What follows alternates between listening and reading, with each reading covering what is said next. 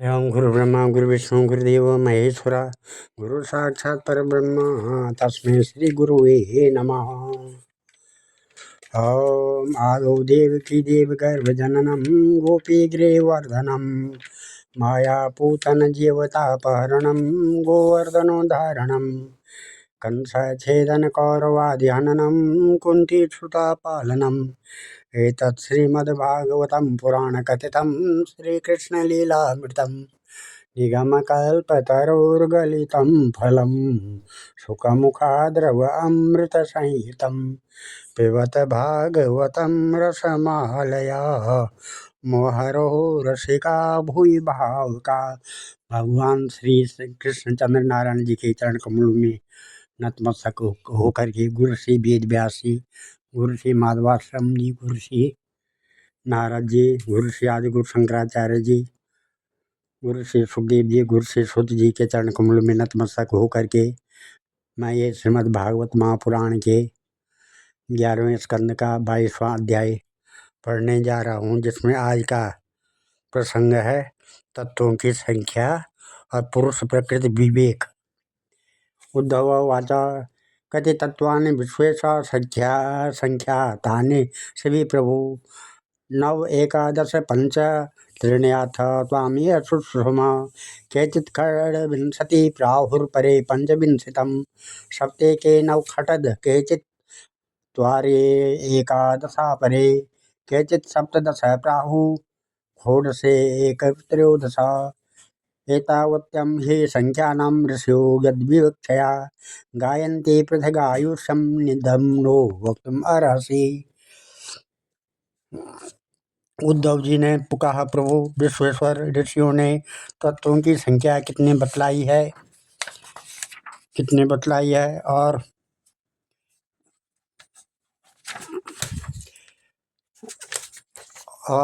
आपने तो तभी 19वें अध्याय में 9, 11, 5 और 3 अर्थात कुल 28 तत्व गिनाए हैं। या तो हम सुन चुके हैं, किंतु कुछ लोग 26 तत्व बतलाते हैं, तो कुछ 25, कोई 7, कोई 9 अथवा 6 स्वीकार करते हैं, कोई 4 बतलाते हैं, तो कोई 11। इसी प्रकार किन्हीं किन्हीं ऋषि मुनियों के मत में उनकी संख्या 17 है, कोई 16, कोई 13 बतलाते हैं। सनातन श्री कृष्ण श्री ऋषि मुनि इतनी भिन्न संख्याएं किस अभिप्राय से बतलाते हैं, आप कृपा करके हमें बतलाए। श्री भगवान उवाच युक्तं सन्ति सर्वत्र भासन्ते ब्राह्मणया यथा। श्री भगवान उवाच युक्तं न सन्ति सर्वत्र भासन्ते ब्राह्मणा यथा मया मदीयम् उद्ग्रीयं वदतां किं न दुर्घटं नैतदेवं यथावत्थं त्वं यदाहं वाच्मि यत् तत्तथा एवं विवदतं हेतुं शक्तियो मे दुरत्यया यासां व्यतिकरादासीद् विकल्पो वदतां पदं प्राप्ते समदमेपेति वादस्तमनुसाम्यति परस्परानुप्रवेशात् तत्त्वानां पुरतः सवा पौर्वापर्याप्रसंख्यानां यथा वक्तुं विवक्षितम् एकस्मिन्नपि दृश्यन्ते प्रविष्टान्यतराणि च पूर्वा अस्मिन् वा परास्मिन् वा तत्त्वे तत्त्वानि सर्वशः पूर्वापर्यमतोमेषं प्रसंख्यानां वीप्सितां यथा विविक्तं यद्वक्त्रं गृह्णीमो युक्तिसम्भवात् अनाद्या विद्यायुक्तस्य पुरुषस्य मद्वदे नमः।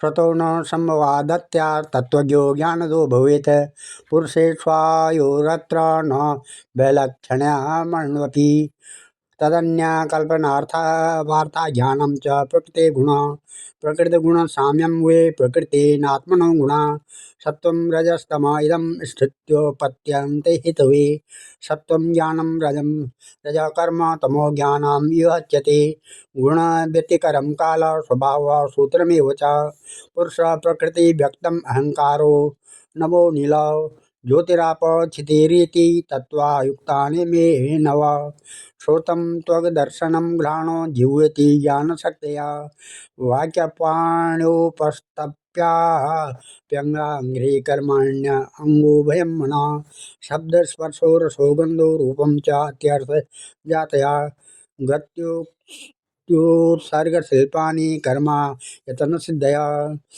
सर्गादो प्रकृतिर्हास्या कार्या कारण रूपिणी सत्वादिभि गुणे दत्ते पुरुषो अव्यक्तईक्षते व्यक्तादयो विकुर्वाणं धातवा पुरुषेक्षया लब्धवीर्या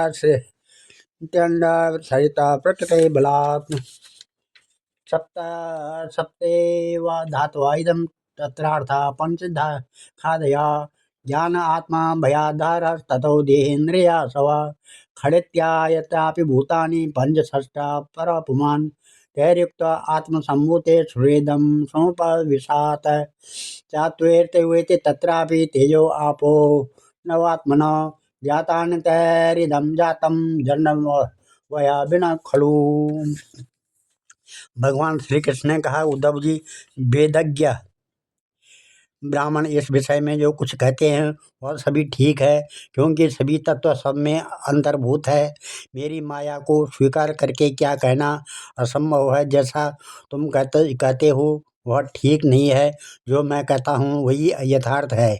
इस प्रकार जगत के कारण के संबंध में विवाद इसलिए होता है कि मेरी शक्तियों, सत्व रज आदि गुणों और उनकी वृत्तियों का रहस्य लोग समझ नहीं पाते, इसलिए वे अपनी अपनी मनोवृत्ति पर ही आग्रह कर बैठते हैं।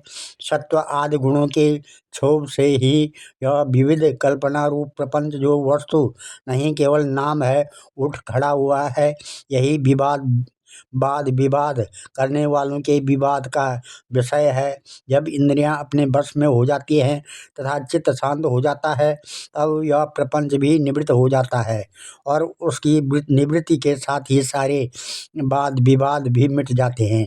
पुरुष शिरोमणि तत्वों का एक दूसरे में अनुप्रवेश है, इसलिए वक्ता तत्वों की जितनी संख्या बतलाना चाहता है उसके अनुसार कारण को कार्य में अथवा कार्य को कारण में मिलाकर अपनी इच्छित संख्या सिद्ध कर लेता है। ऐसा देखा जाता है कि एक ही तत्व में बहुत से दूसरे तत्वों का अंतर्भाव हो गया है। इसका कोई बंधन नहीं है कि किसका किस में अंतर्भाव हो। कभी घट पट आदि कार्य वस्तुओं का उनके कारण मिट्टी भू सोत आदि में, तो कभी मिट्टी सोत आदि का घट पट आदि कार्यों में अंतर्भाव हो जाता है। इसलिए वादी प्रतिवादियों में से जिसकी वाणी में जिस कार्य की को जिस कारण में अथवा जिस कारण को जिस कार्य में अंतर्भूत करके तत्वों की जितनी संख्या स्वीकार की है वह हम निश्चय ही स्वीकार करते हैं, क्योंकि उनका वह उपादान युक्त संगत ही है।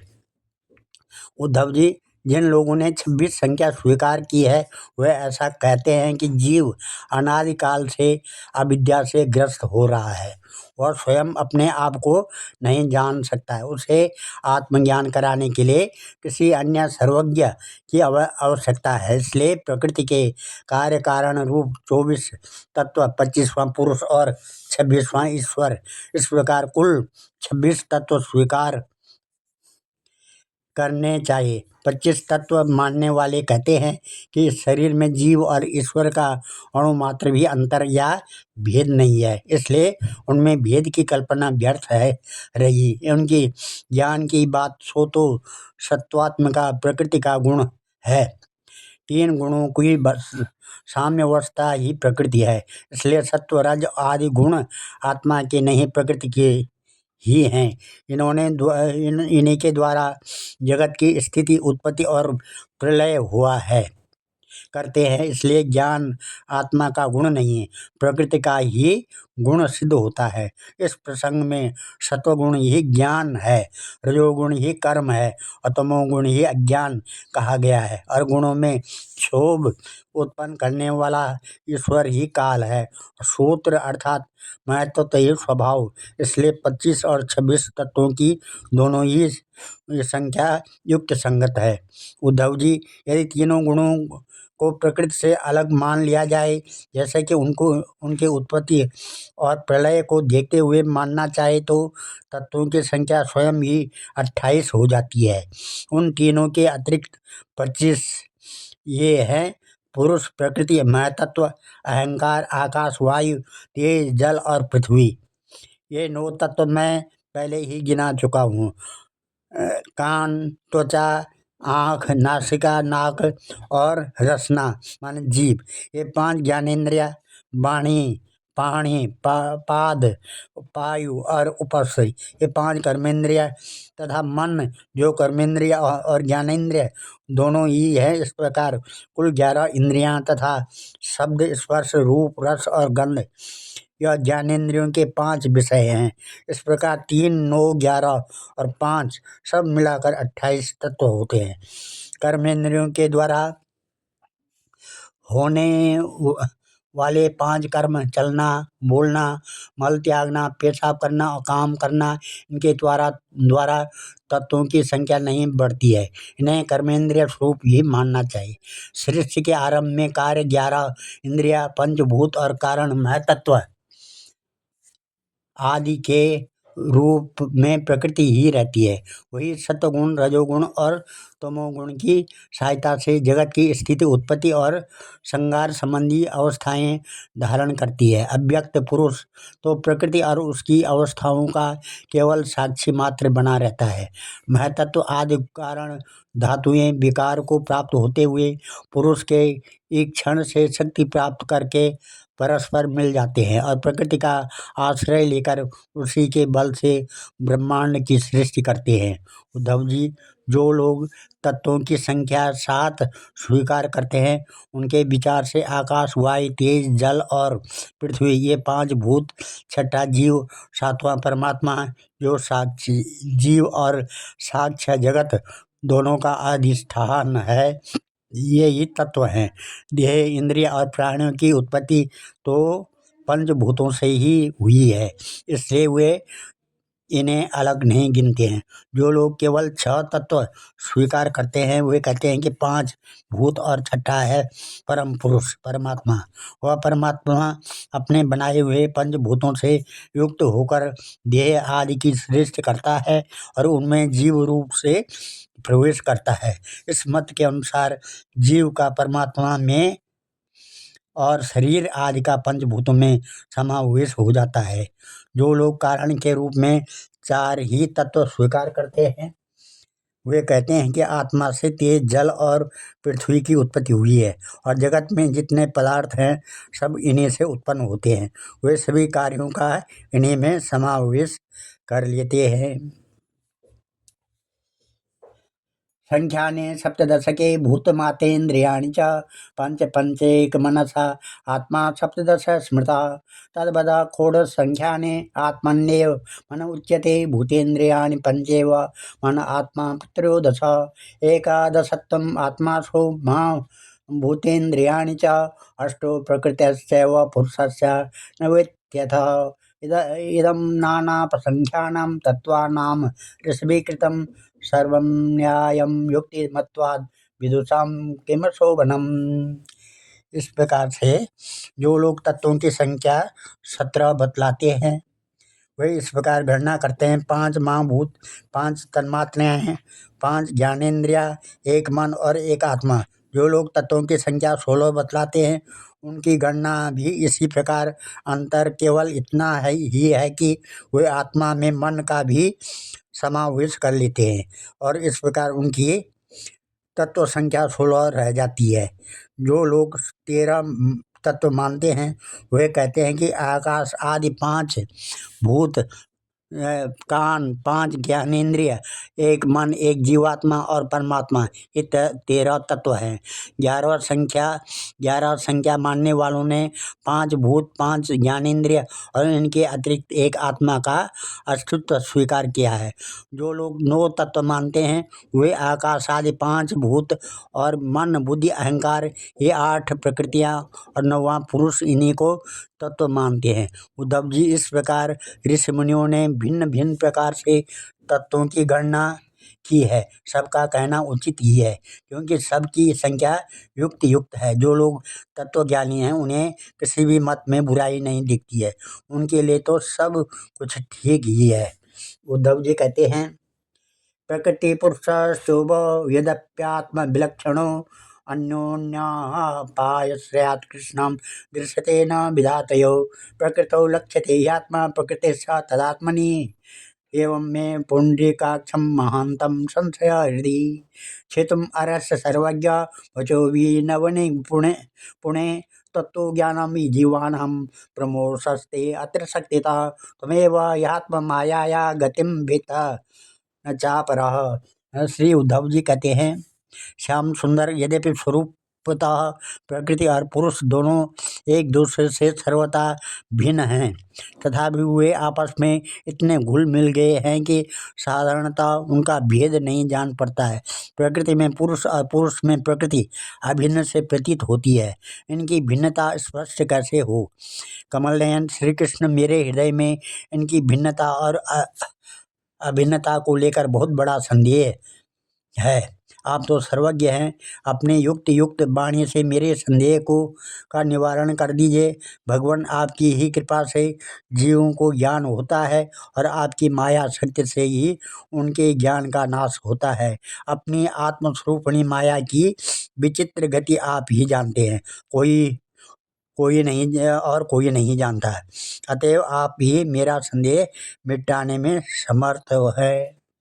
श्री भगवान उवाच, प्रकृति पुरुषे चेति विकल्प पुरुषर्षभ एष वैकारिका सर्गो गुण व्यक्ति करात्मक। श्री भगवान कहते हैं, उद्धव जी, प्रकृति और पुरुष, शरीर और आत्मा, इन दोनों में अत्यंत भेद है। इस प्राकृतिक जगत में जन्म मरण एवं वृद्धि ह्रास आदि विकार लगे हुए ही रहते हैं। इसका कारण यह है कि यह गुणों के क्षोभ से ही बना है। ममांग माया गुणमनेकदा विकल्प बुद्धिश्च गुणैर्विधीयते। वैकारिक स्त्री विदोद्यात्ममेक मथादिदैव अधिभूत मन्यत्। दृक्रूपमार्गं वैपुधरत्र रन्ध्रे परस्परं सिद्ध्यति स्वतःखे। आत्मा यदेषां परो य आद्या स्वयानुभूत्या अखिल सिद्ध सिद्धि। एवं त्वगादि श्रवणादि चक्षु जीवादिनाशादि च चित्तयुक्तं योषो गुणाच्छो वकृतो विकार प्रधान मूलान्महतः प्रसूता अहम त्रिविन्मो विकल्प हेतु वैकारिकस्तामसेन्द्रियश्च। आत्मा परिज्ञानमयो विवादो नास्तीति नास्तीति विदार्थनिश्च। व्यर्थोऽपि नैवो परमेत पुंसां मत परावृत्तधियं श्लोकात्। प्रिय मित्र, मेरी माया त्रिगुणात्मिका है। वही अपने सत्व रज आदि गुणों से अनेकों प्रकार की भेद वृत्तियाँ पैदा कर देती है। यद्यपि इसका विस्तार असीम है, फिर भी इस विकारात्मक सृष्टि को 3 भागों में बांट सकते हैं। ये 3 भाग हैं, अध्यात्म, आदिदेव और आदिभूत। उदाहरणार्थ, नेत्रेंद्रिय अध्यात्म है, उनका विषय रूप आदिभूत है, और नेत्र गोलक में स्थित सूर्य देवता का अंश आदिदेव है। ये तीनों परस्पर एक दूसरे के आश्रय से सिद्ध होते हैं और इसलिए अध्यात्म, आदिदेव और आदिभूत, ये तीनों ही परस्पर सापेक्ष परंतु आकाश में स्थित सूर्यमंडल इन तीनों का अपेक्षा से मुक्त हैं, क्योंकि वह स्वतः सिद्ध है। इसी प्रकार आत्मा भी उपयुक्त तीनों भेदों का मूल कारण, उनका साक्षी और उनसे परे है। वही अपने स्वयं सिद्ध प्रकाश से समस्त सिद्ध पदार्थों की मूल सिद्धि है। उसी के द्वारा सबका प्रकाश होता है। जिस प्रकार चक्षु के 3 भेद बतलाए गए हैं, उसी प्रकार त्वचा, श्रोत्र, जिह्वा, नासिका और चित्त आदि के भी 3 भेद हैं। प्रकृति से महतत्व बनता है और महतत्व से अहंकार। इस प्रकार यह अहंकार गुणों के क्षोभ से उत्पन्न हुआ प्रकृति का ही एक विकार है। अहंकार के तीन भेद हैं, सात्विक, तामस और राजस, और अहंकार ही अज्ञान और सृष्टि की विविधता का मूल कारण है। आत्मा ज्ञान स्वरूप है, उसका इन पदार्थों से न तो कोई संबंध है न उसमें कोई विवाद ही बात है। आस्ति नास्ति है, सगुण निर्गुण, भाव अभाव, सत्य मिथ्या आदि रूप से जितने भी वाद विवाद हैं सबका मूल कारण भेद दृष्टि ही है। इसमें संदेह नहीं कि इस विवाद का कोई प्रयोजन नहीं है, यह सर्वथा व्यर्थ है। तथापि जो लोग मुझसे अपने वास्तविक स्वरूप से विमुख हैं वे इस विवाद से मुक्त नहीं हो सकते हैं। उद्धव जी कहते हैं, परावृताधिया स्वकृते कर्म विप्रभो उद्यावचान्यथा देहन गृह्णन्ति विसृजन्ति च तन्ममाख्यायि गोविंद दुर्विभाव्य मनात्मभिः न हेतत्प्रयसो लोके विद्वांस सन्ति वंचिताः। उद्धव जी कहते हैं कि भगवान आपसे विमुक्त जीव अपने किए हुए पुण्य पापों के फलस्वरूप ऊंची नीची योनियों में जाते आते रहते हैं। अब प्रश्न यह है कि व्यापक आत्मा का एक शरीर से दूसरे शरीर में आना जाना, अकर्ता का कर्म करना और नित्य वस्तु का जन्म मरण कैसे संभव है। गोविंद, जो लोग आत्मज्ञान से रहित हैं वे तो इस विषय को ठीक ठीक सोच भी नहीं सकते हैं, और इस विषय के विद्वान संसार में प्रायः मिलते नहीं हैं, क्योंकि सभी लोग आपकी माया की भूल भुलैया में पड़े हुए हैं। इसलिए आप ये कृपा करके मुझे इसका रहस्य समझाइए। श्री कृष्ण जी कहते हैं, मना कर्ममयं नृणाम् इंद्रियेय पंचभिर्युतं लोकालोकं प्रयानन्त आत्मा तदनुवर्तते ध्यायन्मनो विषयान् धृष्टान् वानुसुतानथ उद्यत कर्म तंत्र स्मृति तदनुसाम्यति विषयाभिनिवेशेन नात्मनं यत् स्मरते पुनः जन्तैर्वे कथचित् धृत्यो मृत्योरत्याह विस्मृत जन्म त्वात्मात्तया पुंस सर्वभावेन भूरिद विषया स्वीकृति प्राहुर् यथा स्वप्न मनोरथ स्वप्नं मनोरथं चेतत्थं प्राक्तनं च स्मरत्यसौ तत्र पूर्वमिवात्मानं पूर्वं चानुपश्यति इन्द्रियायन सृष्टेदं त्रयविध्यं भाति वस्तुति बहिरन्ता विदा हेतुर्जनो सज्जनकृत यथा नित्यदा यानि भूतानि भवन्ति न भवन्ति च कालेन लक्ष्य वेगेन सोक्त्वा तन्न दृश्यते यथा चेत्सदं स्तोत्रसां च फलानां वा वनस्पते तथैव सर्वभूतानां वयोवस्थादयः कृता सोऽयं दीपोऽर्चिता यद्वत् स्रोतसा तदिदं जलम् सोऽयं पुमानीति नृणां मृत्सार्गिति मृषायुथं मांसस्य कर्मबीजेन जायते सोऽप्ययं पुमान् म्रियते वामरो भ्रान्त्या यथा अग्निदारुसंयुता निःशेकगर्भजन्मानि बाल्यकौमारयौवनं वयो मध्यं जरामृत्युर्हृत्यवस्थानोर्नवः एता मनोरथमयीयान शोचावच्यस्तनुः गुणसंगात् उपादत्ते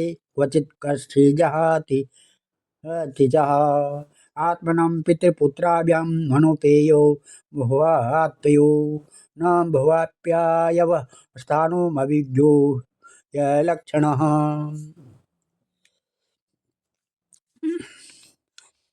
श्री भगवान कहते हैं, श्री कृष्ण कहते हैं, प्रिय उद्धव, मनुष्यों का मन कर्म संस्कारों का पुंज है। उन संस्कारों के अनुसार भोग प्राप्त अनुसार भोग प्राप्त करने के लिए उसके साथ 5 कर्मेंद्रियाँ भी लगी हुई हैं। इसी का नाम है लिंग शरीर। वही कर्मों के अनुसार एक शरीर से दूसरे शरीर में, एक लोक से दूसरे लोक में आता जाता रहता है।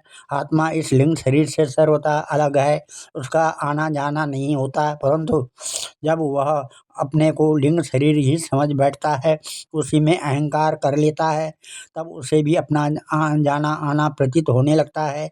मन कर्मों के अधीन है, वह देखे हुए या सुने हुए विषयों का चिंतन करने लगता है और क्षण में ही भर में ही उनमें तदाकार हो जाता है तथा उन्हीं पूर्व चिंतित विषयों में लीन हो जाता है। धीरे धीरे उसकी स्मृति पूर्वापर का अनुसंधान भी नष्ट हो जाती है।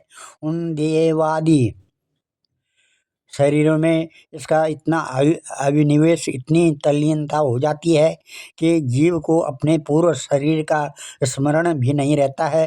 किसी भी कारण से शरीर को सर्वथा भूल जाना ही मृत्यु है। उद्धव जब यह जीव किसी भी शरीर को अभेद भाव से मैं के रूप में स्वीकार कर लेता है, तब उसे ही जन्म कहते हैं। ठीक वैसे ही जैसे स्वप्नकालीन और मनोरथकालीन शरीर में अभिमान करना ही स्वप्न और मनोरथ कहा जाता है।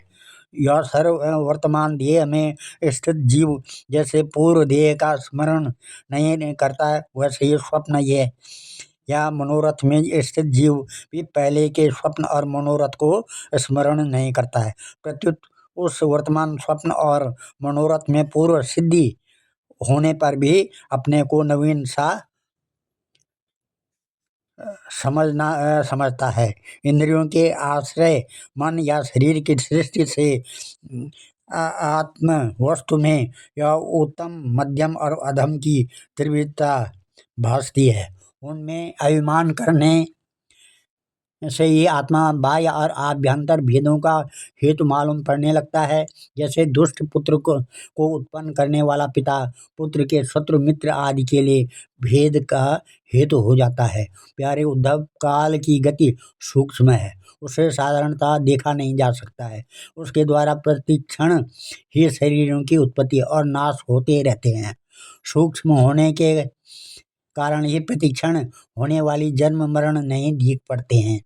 जैसे काल के प्रभाव से दिए कि लो नदियों के प्रवाह अथवा वृक्ष के फलों की विशेष विशेष अवस्थाएं बदलती रहती हैं, वैसे ही समस्त प्राणियों के शरीरों की आयु अवस्था आदि भी बदलती रहती है। जैसे यह उन्हीं ज्योतियों का वही दीपक है, प्रभा का यह वही जल है, ऐसा समझना और कहना मिथ्या है। वैसे ही विषय में चिंतन में व्यर्थ आयु बिताने वाले अविवेकी पुरुषों को ऐसा कहना और समझना कि यह वही पुरुष है, सर्वथा मिथ्या है। यद्यपि यह वह भ्रांत पुरुष भी अपने कर्मों के बीज द्वारा न पैदा होता है और न तो मरता ही है, वह भी अजन्मा और अमर ही है। फिर भी भ्रांति से वह उत्पन्न होता है और मरता सा भी है। जैसे कि काष्ठ से युक्त अग्नि पैदा होता है और नष्ट होता है, दिखाई पड़ता है। उद्धव जी, गर्भाधान, गर्भवृद्धि, जन्म, बाल्यावस्था, कुमारावस्था, जवानी, अधेड़ अवस्था, बुढ़ापा और मृत्यु, ये 9 अवस्थाएं शरीर की ही हैं। यह शरीर जीव से भिन्न है और ये ऊंची ऊंची नीची अवस्थाएं उसके मनोरथ के अनुसार ही है, परंतु वह अज्ञानवश गुणों के संग से इन्हें अपने मानकर भटकने लगता है और कभी कभी विवेक हो जाने पर इन्हें छोड़ भी देता है। पिता को पुत्र के जन्म से और पुत्र को पिता की मनुष्य मृत्यु से अपने अपने जन्म मरण का अनुमान कर लेना चाहिए। जन्म मृत्यु से युक्त देहों का दृष्टा जन्म और मृत्यु से युक्त शरीर नहीं होता है। तरो बीज विपाकाभ्यम यो विद्वान जन्म संयोगो तरो विलक्षणो दृष्टा एवं दृष्टा तनो पृथक प्रकृतिरेवात्मना मानं मानं विविच्याद बुध पुमान् तत्वेन स्पर्श सम्मूढ़ संसारं प्रतिपद्यते तत्वसंग दृशन देवान् रजसासुरमानुषान् तमसा भूतत्रयीक्यं भ्रमितो याति कर्मभिः नृत्यतो गायिता पश्यन् यथेवानुकरोति तान् एवं बुद्धिगुणान् पश्यन् नियो अप्यानुकार्यते। इस प्रकार से जैसे जो गेहूँ आदि की फसल बोने पर उग जाती है और पक जाने पर काट दी जाती है, किंतु जो पुरुष उसके उगने और काटने का जानने वाला साक्षी है वह उनसे सर्वथा अलग है। वैसे ही जो शरीर और उसकी अवस्थाओं का साक्षी है वह शरीर से सर्वथा अलग है। अज्ञानी पुरुष इस प्रकार प्रकृति और शरीर से आत्मा का विवेचन नहीं करते हैं। वे उसे उनसे तत्वतः अलग अनुभव नहीं करते और विषय भोगों में सच्चा सुख मानने लगते हैं तथा उसी में मोहित हो जाते हैं। इसी से उन्हें जन्म मृत्यु का संसार में भटकना पड़ता है। अब अविवेक ये जीव अपने कर्मों के अनुसार जन्म मृत्यु के चक्र में भटकने लगता है। सब सात्विक कर्मों की आसक्ति से वह ऋषिलोक और देवलोक में, राजसिक कर्मों की आसक्ति से मनुष्य और असुर योनियों में तथा तामसी कर्मों की आसक्ति से भूत प्रेत एवं पशु पक्षी आदि योनियों में जाता है। जब मनुष्य किसी को नाचते गाते दिखता है तब वह स्वयं भी उसका अनुकरण करने तान तोड़ने लगता है। वैसे ही जब जीव बुद्धि के गुणों को देखता है तब स्वयं निष्क्रिय होने पर उसका अनुकरण करने के लिए बाध्य हो जाता है। यथाम्बसा प्रचलता त्वरोऽपि जला इव चक्षुषा ब्राह्मवाणेन दृश्यते भ्रमतेव भूः यथा मनोरथा धियो विषयानुभवमृषा स्वप्नदृष्टानन्दासारः तथा संसार आत्मनः अर्थेया विद्यमानेऽपि संसृतिर्न निवर्तते ध्यायतो विषयानास्य स्वप्नेनर्थागमो यथा। तस्मात् उद्धव मां भुक्त्वा विषयानाशादि इन्द्रियैः आत्माग्रहणानिर्वातं पश्य वैकल्पिकं भ्रमं क्षिप्तोऽमानितो साध्य लब्धो श्रूयतोऽथवा ताडितो सन्निबद्धो वा वृत्त्या वा परिहापिता निश्चितो मूर्तितो वाग्ये बहु देवं प्रकम्पिता श्रेयस्कामा कृतगत्ता आत्मना उद्धरेत। जैसे नदी तालाब आदि के जल के हिलने या चंचल होने पर उसमें प्रतिबिंब तट के वृक्ष भी उनके साथ हिलते डोलते से जान पड़ते हैं। वह जैसे घुमाए जाने वाले नेत्र के साथ साथ पृथ्वी भी घूमती हुई सी दिखाई देती है। जैसे मन के द्वारा सोचे गए तथा स्वप्न में देखे गए भोग पदार्थ सर्वथा अलीक ही होते हैं, वैसे ही हैं दासार आत्मा का विषयाणु भवस्वरूप संसार भी सर्वथा असत्य है। आत्मा तो नित्य शुद्ध बुद्ध मुक्त स्वभाव ही है। विषयों के सत्य न होने पर भी जो जीव विषयों का ही चिंतन करता रहता है उसका यह जन्म मृत्यु रूप संसार का चक्र कभी निवृत्त नहीं होता है। जैसे स्वप्न में प्राप्त अनर्थ परंपरा जागे बिना निवृत्त नहीं होती है। प्रिय उद्धव, इसलिए इन दुष्ट कभी इंद्रियों से विषयों का मत भोगो। आत्म विषयक आत्मा से प्रतीत होने वाला सांसारिक भेदभाव भ्रम मूलक ही है, ऐसा समझो। असाधु पुरुष गर्दन पकड़कर बाहर निकाल दे, वाणी द्वारा अपमान करे, उपहास करे, निंदा करे, मारे पीटे बांधे, आजीविका छीन ले, ऊपर थूक दे, मूत्र दे अथवा तरह तरह से विचलित करे, निष्ठा से डिगाने की चेष्टा करे, उनके किसी भी उपद्रव से क्षुब्ध न होना चाहिए, क्योंकि वे तो बेचारे अज्ञानी हैं और उन्हें परमार्थ का तो पता ही नहीं है। अतः जो अपने कल्याण का इच्छुक है उसे सभी कठिनाइयों से अपने विवेक बुद्धि द्वारा ही, किसी बाह्य साधन से नहीं, अपने को बचा लेना चाहिए। वस्तुतः आत्मदृष्टि ही समस्त विपत्तियों से बचने का एकमात्र साधन है। उद्धवाच यथेवमनो बुद्धेयं वदनो वदताम्बर शुद्धुः समिमं मन्ये आत्मन्ये सदतिक्रमम् विदुषामपि विश्वात्मन् प्रकृतिः बलीयसी ऋते त्वधर्मनिरतान् संतस्ते चरणालयन्। उद्धव जी कहने कहा, भगवान आप समस्त वक्ताओं के शिरोमणि हैं। मैं इस दुर्जनों से किए गए तिरस्कार को अपने मन में अत्यंत असह्य समझता हूँ। अतः जैसे मैं इसको समझ सकूँ, आपका उपदेश जीवन में धारण कर सकूं, वैसे ही बतलाइए।